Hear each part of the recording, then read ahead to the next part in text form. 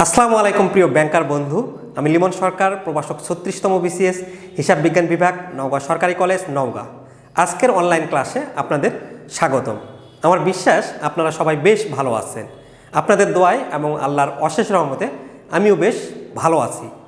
আমাদের আজকের ক্লাসের আলোচনার বিষয়বস্তু হচ্ছে হিসাবের শ্রেণীবিভাগ।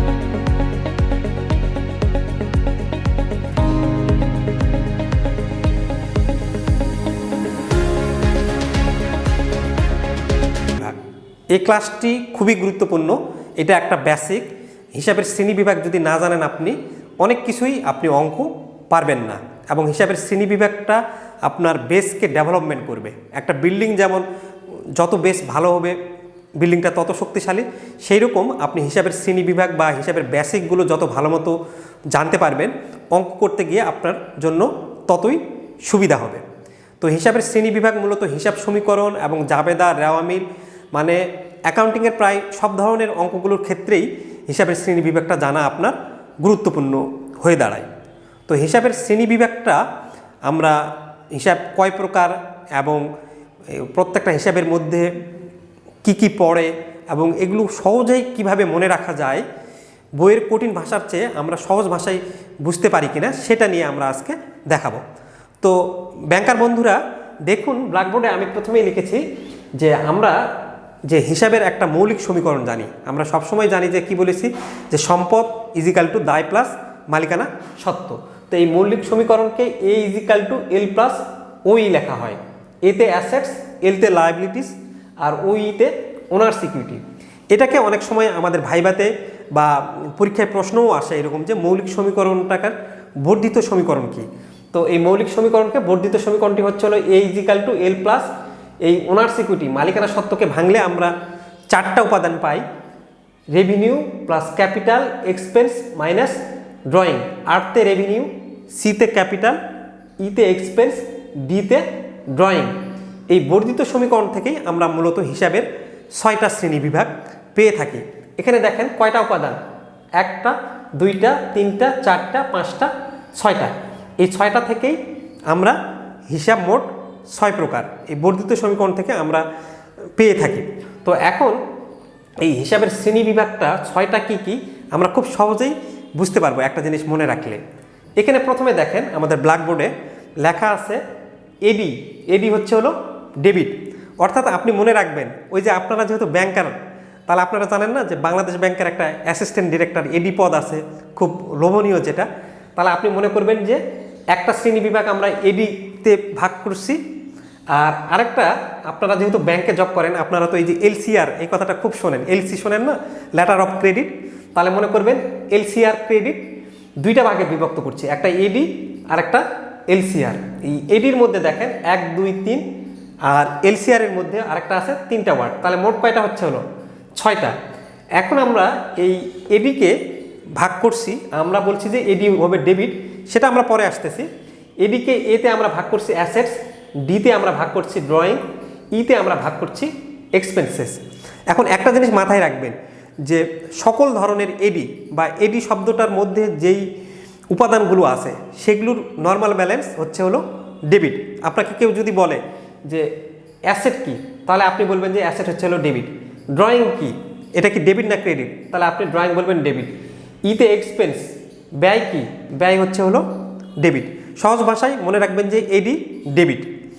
আচ্ছা, এরপর আসেন আমরা হচ্ছে হলো এই 3টা তো গেল শ্রেণীবিভাগ। এবার এলসিআর, আমরা বলছি যে এলসিআর এর মধ্যে যা আছে সবগুলোই হচ্ছে হলো ক্রেডিট। আরেকটা জিনিস খেয়াল করবেন, এই এডির মধ্যে ডি আছে এই জন্য সবগুলোই ডেবিট, এলসিআর এর মধ্যে সি আছে এই জন্য সবগুলোই ক্রেডিট আমরা বলতেছি। এখন এলসিআরকে ভাঙলে আমরা এলতে লায়াবিলিটিস, সিতে কি পাচ্ছি এই এলসিআর দেখেন, সিতে ক্যাপিটাল, আরতে রেভিনিউ। তাহলে আমাদের দেখেন মোট 6টা শ্রেণীবিভাগ হইল না, এবং আমরা বলতেছি যে এলসিআর মানেই ক্রেডিট। আপনাকে কেউ যদি প্রশ্ন করে যে এলসিআর এর নর্মাল ব্যালেন্স কি, এলসিআর বলবে না, আপনাকে যদি বলে যে লায়াবিলিটিস এর নর্মাল ব্যালেন্স কি, তখন আপনি লায়াবিলিটিস দেখলেন যে ক্রেডিট। আপনাকে যদি বলে যে ক্যাপিটালের নর্মাল ব্যালেন্স কি, তখন আপনি জানেন যে ক্যাপিটাল মানে কি সি, এই সি তো আমার এলসিআর এর মধ্যে পড়ে, আর এলসিআর আমরা বলছি ক্রেডিট, তখন আপনি বলবেন যে ক্যাপিটাল হচ্ছে ক্রেডিট। আপনাকে কেউ যদি বলে যে রেভিনিউ মানে আয় কি, ডেবিট না ক্রেডিট, তখন ওই যে আপনি জানেন যে এলসিআর ক্রেডিট, তাহলে আর্থে রেভিনিউ, তাহলে রেভিনিউ হচ্ছে হলো আমার ক্রেডিট।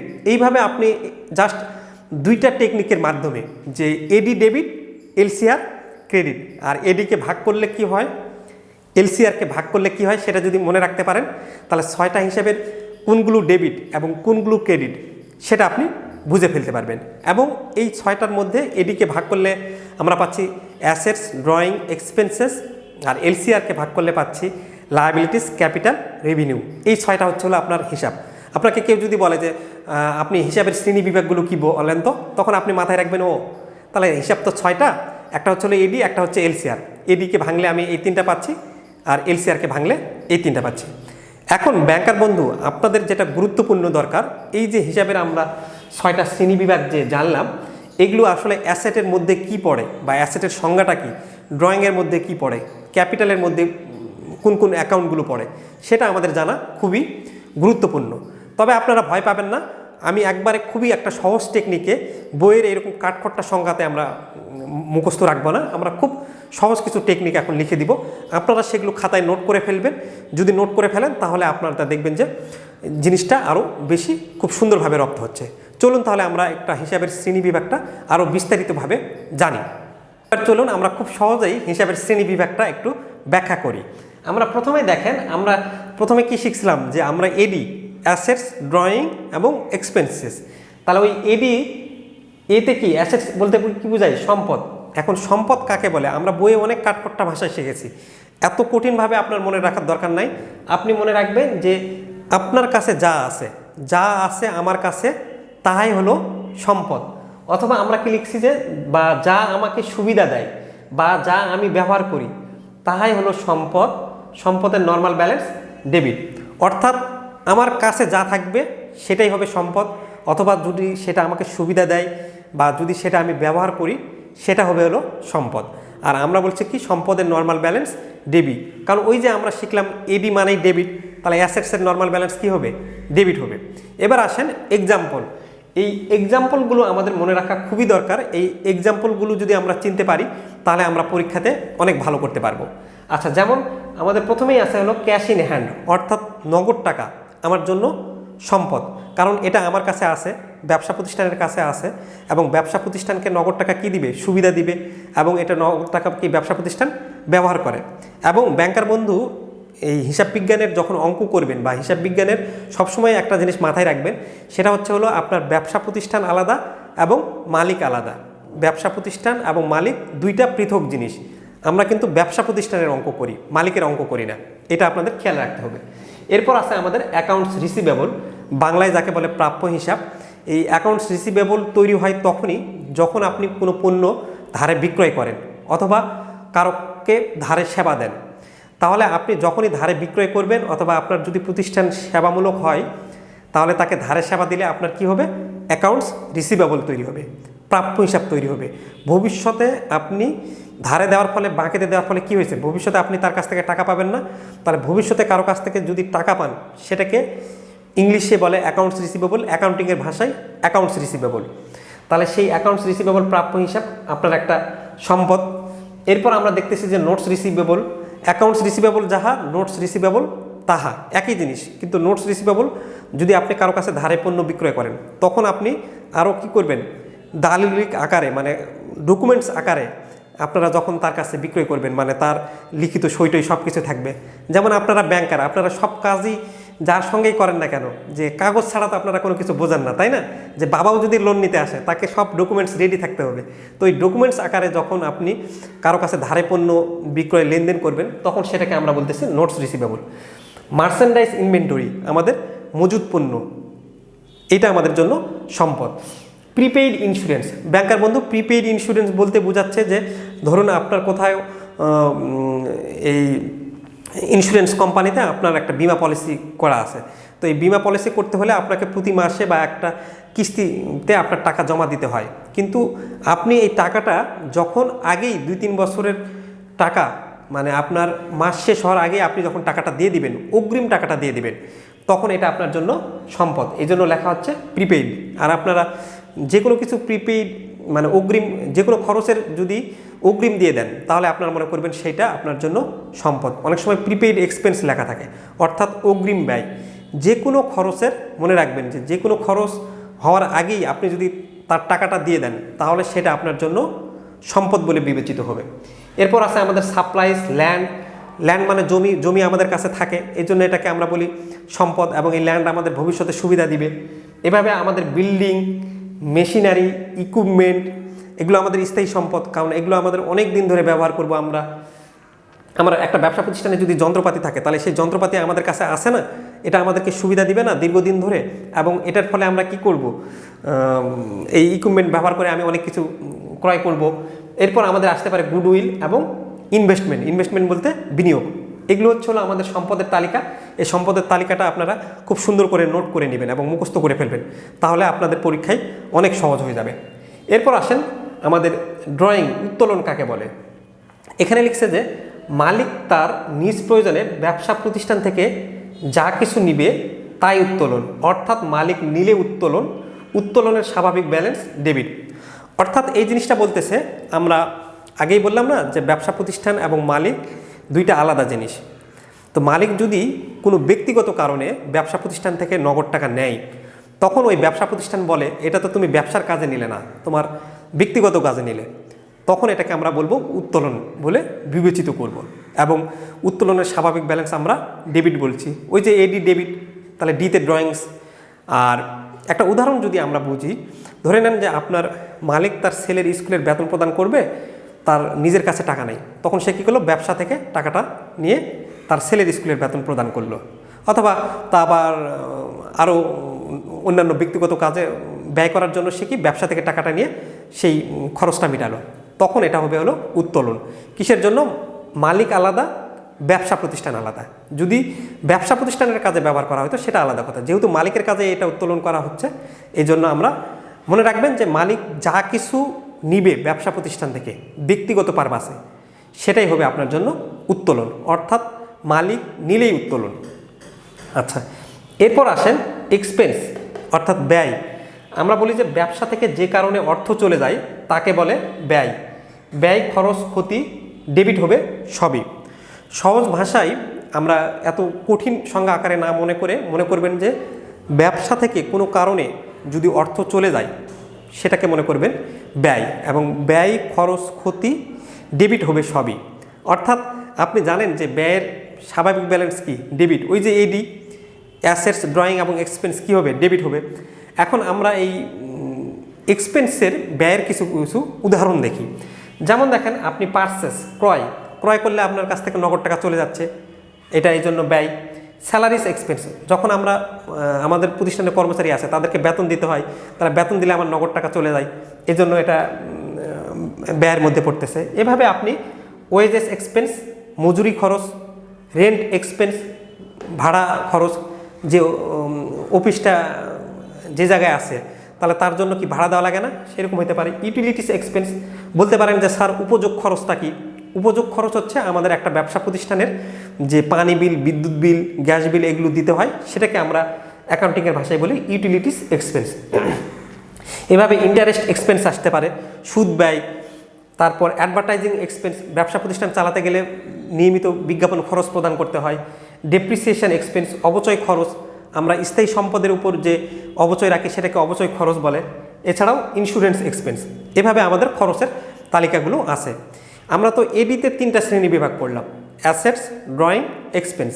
এবার শিক্ষার্থীবৃন্দ বাকি 3টা যে শ্রেণী বিভাগ, এলসিআর, এলতে লায়াবিলিটি, সিতে ক্যাপিটাল, আরতে রেভিনিউ, সেই 3টা শ্রেণী বিভাগ নিয়ে আমরা আলোচনা করব। চলুন তাহলে সেই 3টা শ্রেণী বিভাগ দেখে নেই। দায় প্রথমতেও আমাদের মূলত কি বোঝায় সেটা চলো আমরা দেখি। এখানে লায়াবিলিটিস বলতে বোঝাচ্ছি আমরা ভবিষ্যতে তৃতীয় পক্ষকে যখন কোনো কিছু দিতে হবে বা দিতে হবে যাহা, দায় আমার তাহা। দায়ের স্বাভাবিক ব্যালেন্স আমরা বলতেছি ক্রেডিট। অর্থাৎ ভবিষ্যতে কোনো ব্যক্তিকে বা প্রতিষ্ঠানকে যখন তোমাকে অর্থ পরিশোধ করতে হবে বা কোনো কিছু দিতে হবে, সেটাই তোমার হচ্ছে হলো দায়। আর দায়ের স্বাভাবিক ব্যালেন্স কি হচ্ছে? ক্রেডিট। আমরা সহজভাবে মনে রাখবো এলসিআর মানেই ক্রেডিট, লায়াবিলিটিস, ক্যাপিটাল এবং রেভিনিউয়ের স্বাভাবিক ব্যালেন্স তাহলে কি? ক্রেডিট। এখন আসো আমরা উদাহরণগুলো যদি দেখি। প্রথমে দেখছি আমরা অ্যাকাউন্টস পেয়েবল। তো তোমরা বলতে পারো যে অ্যাকাউন্টস পেয়েবল কি। ব্যাংকার বন্ধু, আমাদের অ্যাকাউন্টস পেয়েবল তখনই তৈরি হবে, অ্যাকাউন্টস পেয়েবল আমাদের দায় যখন আমরা কোনো কিছু ধারে পণ্য ক্রয় করব বা ধারে সেবা নিব। ধরেন আপনার একটা ব্যবসা প্রতিষ্ঠান, আপনি পাইকারি দোকান থেকে অনেক পণ্য ধারে ক্রয় করলেন, তাহলে যার কাছ থেকে ধারে ক্রয় করছেন তাকে কী হবে করতে হবে, ভবিষ্যতে আপনাকে কি অর্থ পরিশোধ করতে হবে না? ভবিষ্যতে কাউকে অর্থ পরিশোধ করতে হলেই বা বাকিতে কোনো কিছু নিলেই মনে করবেন সেখানে দায় তৈরি হবে। আর সেটাকেই অ্যাকাউন্টিংয়ের ভাষায় ইংলিশে বলে অ্যাকাউন্টস পেয়েবল। বাংলায় বলি আমরা প্রদেয় হিসাব, কিন্তু ইংলিশে বলি যেটাকে অ্যাকাউন্টস পেয়েবল, প্রদেয় হিসাব। এরপর আসুন আপনার এখানে আনআর্ন রেভিনিউ আছে। ব্যাংকার বন্ধু, আনআর্ন রেভিনিউ যেটাকে বলে অনুপার্জিত আয়, অর্থাৎ যে আয়টা আপনার উপার্জিত হয়নি সেটা হচ্ছে হলো আপনার দায়। এটার একটা উদাহরণ হতে পারে, ধরেন আপনার কোনো সেবামূলক প্রতিষ্ঠান, আপনি আপনার গ্রাহককে সেবা দেওয়ার আগেই আপনি টাকাটা নিয়ে নিয়েছেন, তাহলে এই টাকাটা নেওয়ার ফলে কি হয়েছে, আপনাকে ভবিষ্যতে তাকে কি করতে হবে, সেবা দিতে হবে না, তাহলে আপনার আয়টা উপার্জিত হয় নাই। অথবা যে কোনো কিছুর ক্ষেত্রে আপনি যখন আপনি অ্যাডভান্স পেমেন্ট নিয়ে নেবেন তখন সেটা আপনি মনে করবেন দায়, যেটা আপনাকে ভবিষ্যতে সেবা দিতে হবে, সেটাকেই বলে ইংলিশে আনআর্নড রেভিনিউ। এছাড়াও মর্টগেজ পেয়েবল, পেয়েবল লেখা থাকলেই মনে করবেন দায় সেটা, বন্ধকি ঋণ অথবা ইন্টারেস্ট পেয়েবল, অথবা যদি ব্যাংক লোন থাকে, ব্যাংক লোন কি আমাদের এক ধরনের দায় না, ভবিষ্যতে পরিশোধ করতে হবে। স্যালারিজ পেয়েবল, যে কোনো পেয়েবল থাকলে আপনি মনে করবেন সেটা দায়।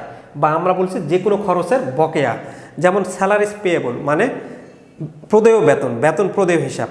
তার মানে কি, এই বেতনটা আপনার কর্মচারী আছে, 1 মাস পার হয়ে গেছে, তাকে তো আপনার অর্থ দিতে হবে, কিন্তু 1 মাসের বেতন আপনি দেন নাই এখনও, তাহলে আপনাকে ভবিষ্যতে অর্থ পরিশোধ করতে হবে।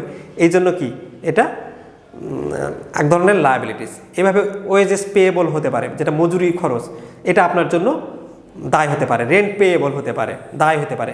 একটা জিনিস খেয়াল করবেন বন্ধুরা, সেটা হচ্ছে যে কোনো খরচ, নর্মালি আমরা জানি যে খরচ হচ্ছে হলো ব্যয়, সেটা আমার এক্সপেন্স, কিন্তু সেই এক্সপেন্সটা যদি বাকি থাকে তাহলে কিন্তু তখন সেইটা আবার ব্যয় না হয়ে কি হয়ে যাবে, দায় হয়ে যাবে। এই জন্য আমরা বলছি যে যে কোনো খরচের যদি বাকি থাকে সেটাই আমাদের জন্য লায়াবিলিটিস, কারণ ভবিষ্যতে আমাদের অর্থ পরিশোধ করতে হবে। এইভাবে আপনাদের একটা জিনিস খেয়াল রাখতে হবে যে খরচ নর্মালি ডেবিট, আমরা এক্সপেন্স জানি, যে কোনো খরচের বাকি যদি থাকে তাহলে আমরা সেটাকে বলতেছি হলো দায়। আর যে কোনো খরচ যদি আপনি আগেই দিয়ে দেন, অগ্রিম দিয়ে দেন, অগ্রিম খরচ বা অগ্রিম ব্যয়, সেটা আপনার জন্য সম্পদ। এই 3টা জিনিস ভালো করে মনে রাখবেন। আচ্ছা, এরপর আসেন আমরা হলো ক্যাপিটাল মানে মূলধন। ব্যবসা প্রতিষ্ঠানের শুরুতে বা পরবর্তীতে যে কোনো সময় মালিক নিজ তহবিল হতে ব্যবসা প্রতিষ্ঠানে যা কিছু প্রদান করবে তাহাই মূলধন। মানে ব্যবসা প্রতিষ্ঠান যখন আমরা শুরু করছি তখন আমরা এই মালিক যা কিছু দিবে বা নিজ তহবিল হতে পরবর্তীতে ব্যবসা প্রতিষ্ঠানে যা কিছু দিবে তাই হচ্ছে মূলধন। অর্থাৎ আপনি মনে করবেন মালিক ব্যবসা প্রতিষ্ঠানে যা কিছু দিবে তাই মূলধন। একটা সহজ জিনিস মনে রাখবেন যে মালিক দিলে মূলধন আর মালিক নিলে উত্তোলন। মানে খেয়াল করবেন যে ব্যবসা প্রতিষ্ঠান থেকে মালিক কি ব্যবসা প্রতিষ্ঠানে দিচ্ছে নাকি ব্যবসা প্রতিষ্ঠান থেকে নিচ্ছে। মালিক যদি ব্যবসা প্রতিষ্ঠানে দেয় তার নিজস্ব তহবিল থেকে, তাহলে সেটাই মূলধন। আর মালিক যদি ব্যবসা প্রতিষ্ঠান থেকে নিয়ে নেয় ব্যক্তিগত কাজে, তাহলে সেটা মনে করবেন উত্তোলন। আচ্ছা, এইভাবে আমরা মূলধনের নর্মাল ব্যালেন্স বলছি ক্রেডিট, কারণ ওই যে আমরা বলছি LCR credit, liabilities capital revenue credit. ওই এলসিআর ক্রেডিট যদি মনে রাখতে পারেন তাহলে কিন্তু আপনাকে যে কেউ যদি বলে যে লায়াবিলিটিস কী বা ক্যাপিটাল কী, তাহলে আপনি খুব সহজেই বলে দিতে পারবেন। এইভাবে আমরা বলতে পারি যে শেয়ার ক্যাপিটাল যেমন এক ধরনের মূলধন। এরপর আসেন রেভিনিউ মানে আয়। আমরা রেভিনিউতে বলেছি এখানে যে কারণে ব্যবসা প্রতিষ্ঠানে অর্থ আসে তাকে আয় বলে। আয়ের নর্মাল ব্যালেন্স ক্রেডিট। অর্থাৎ আপনি ব্যয়ের ক্ষেত্রে কি দেখলেন যে কারণে ব্যবসা থেকে টাকা চলে যাচ্ছে সেটাকে ব্যয় বলতেছেন। ঠিক এর উল্টো আয়, যে কারণে আপনার ব্যবসা প্রতিষ্ঠানে অর্থ আসবে সেটাকে আপনি আয় বলতেছেন। আর আয়ের নর্মাল ব্যালেন্স হচ্ছে হলো ক্রেডিট, কারণ এলসিআর ক্রেডিট। এখন আপনার আয় কোনগুলো সেটা আমরা একটু দেখি।